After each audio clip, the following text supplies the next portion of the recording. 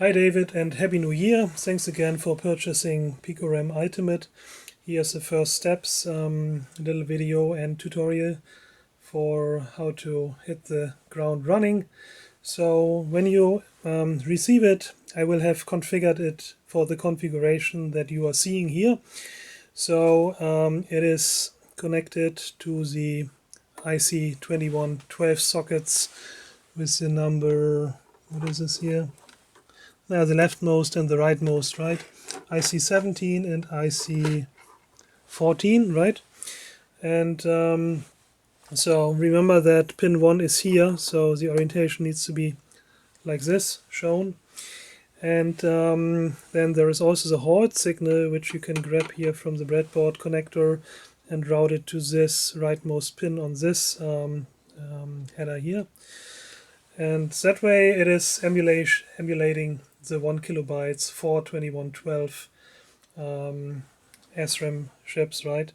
Stock configuration for 2112, but you can also change it to 512 bytes only. So I think originally the machine even shipped with only 2 of those 2112. That was a 512 byte configuration, and then the fully populated 4 chips is 1 kilobytes, right? Okay, so power supply is coming from the RAM chips as well over the cable, right? So if I plug in the machine, it automatically turns on the PicoRAM because that's the standby voltage, right? You see that the power LED came on here, but the display is still dark, so that probably means it needs a reset here, right? So once you hit reset, the machine PicoRAM Ultimate came alive, right? But the Heathkit isn't yet, so we turn that one on. And then this one also needs a reset, but there you have it, CPU up. So RAM emulation is working. And let's have a look at the display. So what we see here is, so it comes with the SD card, right, already prepared and set up for stock Heathkit ET-3400. You also see the machine type is listed here on the display, ET-3400 stock. And then it has these different memory banks, right? You can determine the active bank with this button here, and it toggles through the 4 banks it has. And then this is where it shows the program. Currently nothing is loaded, right?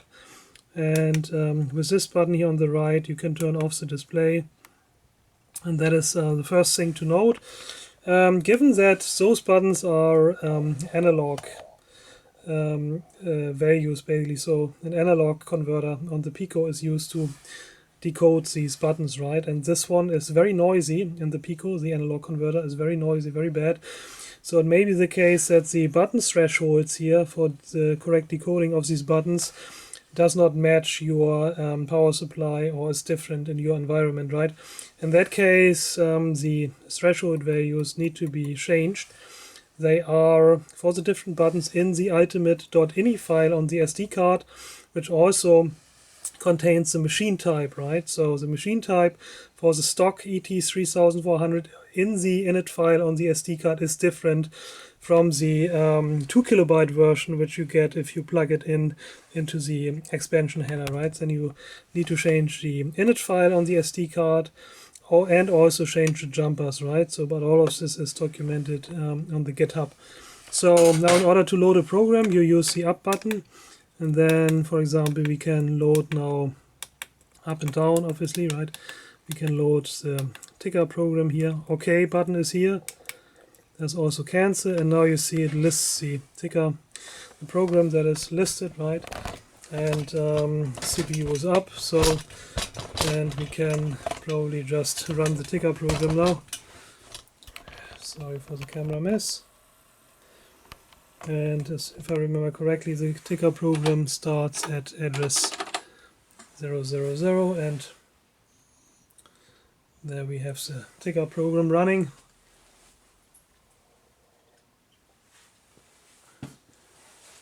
Up and running. Note that when I load a different program now here, PicoRAM is halting the memory emulation, right, and pulling down the halt signal. So ET-3400 is suspended because it can't basically, do the UI and file operations and SRAM emulation in parallel. So here's also a clock program from the manual. And I think that one also starts at address 0. And not sure how accurate the clock is, because of course this guy, right, the CPU 6800 is using the 500 kilohertz RC oscillator on the stock ET-3400. Only the 3400A has a real crystal, and hence it might be from machine to machine a little bit different, the frequency at which it runs, right, the clock, which means that then also the memory timings might be different. And so I never use PicoRAM Ultimate on any other ET-3400 but mine. Yours will be the first one, and I'm curious to see if the memory timings on your machine will be the same or similar enough for the firmware for PicoRAM Ultimate to work with your machine out of the box or not. If PicoRAM Ultimate should not be working for you and you don't get the CPU up, then there are two options. Like I said in my email, we can either work together and try to figure out the correct memory timings for your machine, or you can simply send it back, right? So like I said, this just crossed my mind for the first time, that we won't have that problem with the 3400A, right, as it has a real very accurate crystal, but these RC oscillator clocks are very fluctuate quite a bit, right? So that's the clock. Another interesting program is Towers of Hanoi, which I wrote, Hanoi 2, right, and that's at address 100. So you can play this for 3 disks or for 5 disks, right? Yeah, so like I said, it's working perfectly fine on my machine. And I could also show you the expansion header configuration. But for this I would need to reconfigure and show you change all the jumpers, right? And also change the init file. So I'm not going to do this in this video because it's already too long. And yeah, so this is more or less just the first steps video for the stock configuration, for which you will be using it first, as if I understood correctly. But I can give you a little overview over the board here, right? So if you're using the I/O expansion header, then you need additional decoding, right? So this is a gal here, an address decoder for the extended Heathkit Plus 2 kilobyte expansion header mode. So this decoder can either be disabled or enabled with this jumper here, right? And so the jumpers are documented, of course, on the GitHub. But yeah, so there are a couple of jumpers you need to change if you want to use it with the 2 kilobyte extended memory mode for the expansion I/O header. And there's also a table here that shows you basically you probably need a magnifier in order to read this, how to configure it. This one is also important. Here's this dip switch, right? So basically, since PicoRAM can obviously emulate up to 2 kilobytes, but you're only getting 11 bits or the 10 bits from the chips, right, from the cables, you need to pull down 2 address bits here in this configuration, right? So basically A9 and A10 are pulled down here, and if you use the 2 kilobyte mode, you have to remove those, right, and turn them off so that they're not pulled down but coming from the address bus instead.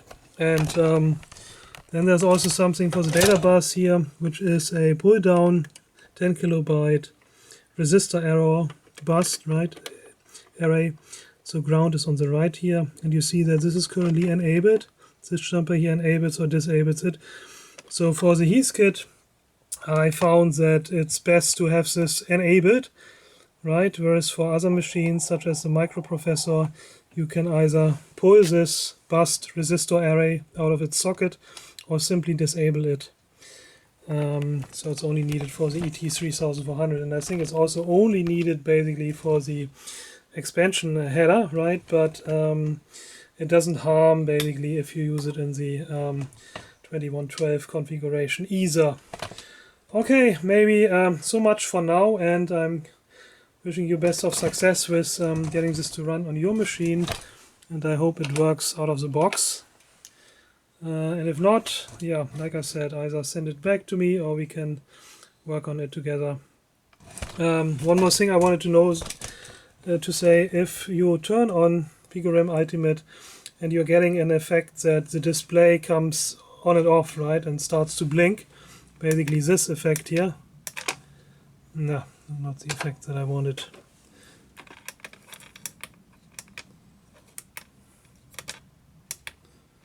So yeah,